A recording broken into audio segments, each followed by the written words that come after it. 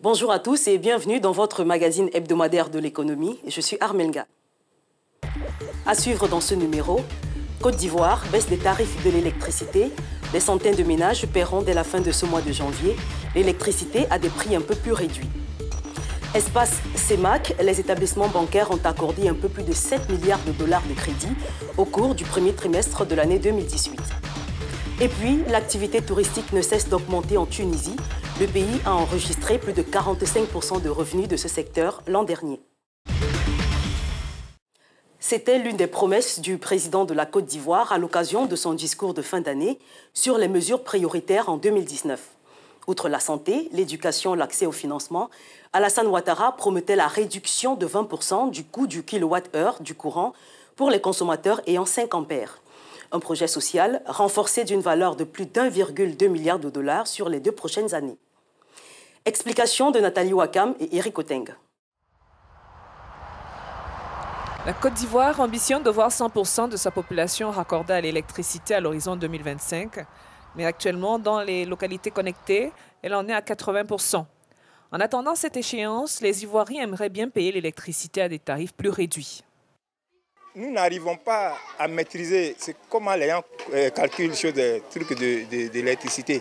Parce que quelquefois, tu te retrouves avec un montant exorbitant et quelquefois, ça baisse. On ne sait pas comment calculer.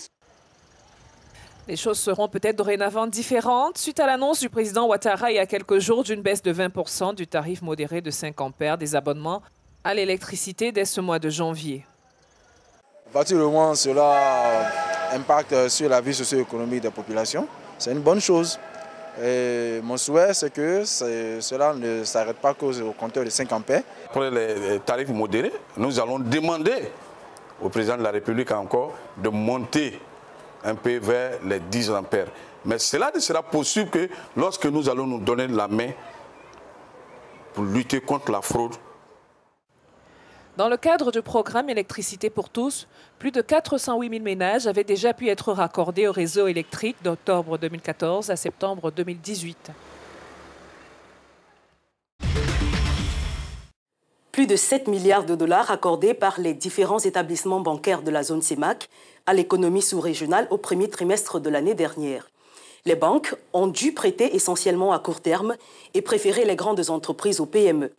Notons que dans ce classement, le Cameroun occupe le premier rang avec près de 6 milliards de dollars de crédits accordés pour la même période. Le compte rendu de Serge Kofi et Ronald Cato. Au premier semestre de l'année 2018, les banques de la CEMAC ont de manière globale accordé 7 milliards 875 millions de dollars à l'économie sous-régionale. Une information de la Banque des États de l'Afrique centrale dans une note portant sur l'évolution des taux débiteurs pratiqués par les banques de la zone CEMAC. Au sein de la communauté, on constate de grandes disparités d'un État à l'autre. Ainsi, le Cameroun occupe le premier rang dans la sous-région en termes d'octroi de crédit. Les banques camerounaises ont en effet accordé des crédits de l'ordre de 6 milliards de dollars. Un chiffre en augmentation de 8,37% de plus que le premier semestre de l'année 2017. Les grandes entreprises sont les grands bénéficiaires des crédits alloués avec 73,62% des prêts. Les petites et moyennes entreprises, 14,74%. Quant aux particuliers, ils ont bénéficié seulement d'un peu plus de 4,5% des crédits. Les administrations publiques et les autres personnes morales forment un taux d'un peu plus de 7%. Dans le même temps, le Cameroun, dont la dette culminerait à 38,7% du PIB en 2018, pourrait progressivement baisser jusqu'à environ 33,6% du PIB d'ici à 2023. On relève que les nécessiteux, que sont les PME et les particuliers, semblent lésés par les prêts bancaires en zone CEMAC. Alors, le rapport de la BEAC montre que les établissements bancaires ont octroyé plus de 7 milliards de dollars dans l'espace communautaire sur les 6 premiers mois de l'année dernière. Quelle lecture faites-vous de ces statistiques? Est-ce qu'il faut voir un certain dynamisme de l'économie? Disons très rapidement que lorsqu'on regarde le secteur bancaire en Afrique centrale, on court autour de 52 banques en activité. Il importe de rappeler très rapidement que ces banques ont un total bilan suffisamment élevé. Donc les 4500 milliards. Si je fais une hypothèse très simple que la même performance qui a été réalisée au deuxième semestre 2018, ça veut donc dire que c'est à peu près 9 milliards de francs CFA, il faut indiquer, qui ont été distribués à titre de fourniture de crédit à l'économie. En rappel, en 2016, les dépôts collectés étaient évalués autour de 9 897 milliards de francs CFA. Donc vous voyez très bien que nous tournons tout autour de ce montant-là. On est pu distribuer donc 4 500 milliards de francs CFA en 6 mois, c'est-à-dire du 1er janvier 2018 au 30 juin 2018. Dans l'espace communautaire CEMAC, je me dis que c'est relativement acceptable parce que ça correspond un peu, à peu près au montant de l'épargne collectée auprès des déposants. C'est une très bonne chose parce que par le passé, c'était beaucoup d'épargne collectée, mais très peu de crédits distribués. Il y a une constance tout de même. Le Cameroun est le pays qui a le plus octroyé de crédits à l'économie en zone CEMAC, soit plus de 5 milliards de dollars. À quoi faut-il attribuer cette domination?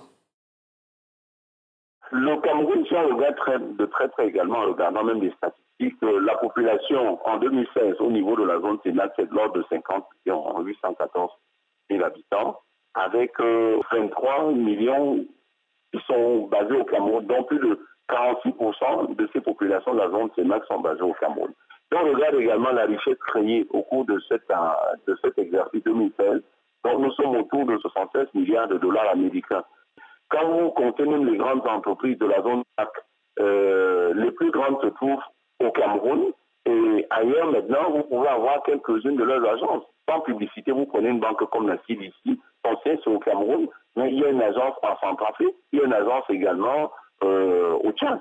Mais vous verrez rarement la même problématique ou alors la même performance se poser en termes de maillage territorial. Et bien évidemment, on peut donc expliquer pourquoi le Cameroun, sur les 4 500 milliards distribués à l'économie, partagés à l'économie, le Cameroun se retrouve avec près de 3 500, donc près de 2/3 de ce montant-là. À mon sens, c'est l'explication qu'il faut attribuer. Le Cameroun reste quand même la locomotive de la zone CEMAC depuis pratiquement l'UDA jusqu'à la CEMAC que nous avons aujourd'hui. Et peut-être même demain, lorsqu'on aura à fusionner les deux zones économiques, notamment la CEMAC et la CEAC.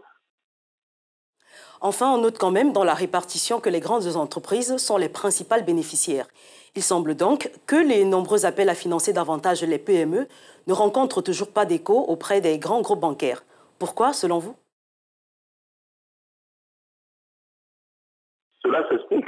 La PME est un grand risque aux yeux des banques. La PME, malheureusement, est le parent pauvre dans ce dispositif-là. On estime que la PME, c'est un client assez risqué, pour des raisons objectives aussi, hein, parce que dans combien de PME vous verrez un service d'audit, un service de contrôle interne, un service de comptabilité, un service, un commissariat au compte, c'est-à-dire un auditeur externe. Vous ne verrez pas cela dans beaucoup de PME. La banque préfère toujours s'adresser ou alors donner ses financements à la grande entreprise. La PME également a aussi des insuffisances d'ordre structurel, c'est-à-dire pas de ressources humaines. Donc, de mon point de vue, la PME n'a bénéficié d'une portion congrue de ces 4 500 milliards distribués par le secteur bancaire au cours du premier semestre 2018 que du fait de sa situation même. Hein. Et cela peut s'expliquer aussi in fine. La PME n'a pas de garantie à offrir. Il faudrait que ces États-là, genre les PME, comme une institution de garantie. Cela fonctionne comme ça partout ailleurs. Donc, si on met cette institution de garantie, je suis convaincu que la PME recevra davantage, un peu plus d'argent du secteur bancaire. Merci à vous, Jean-Marie Biada, pour cet éclairage. Je rappelle que vous êtes expert certifié au NUDI en ligne depuis Douala, au Cameroun. Merci beaucoup. Dans quelques instants, nous prendrons la direction de la Tunisie, qui a enregistré une hausse des revenus issus de l'activité touristique. C'est après la pause.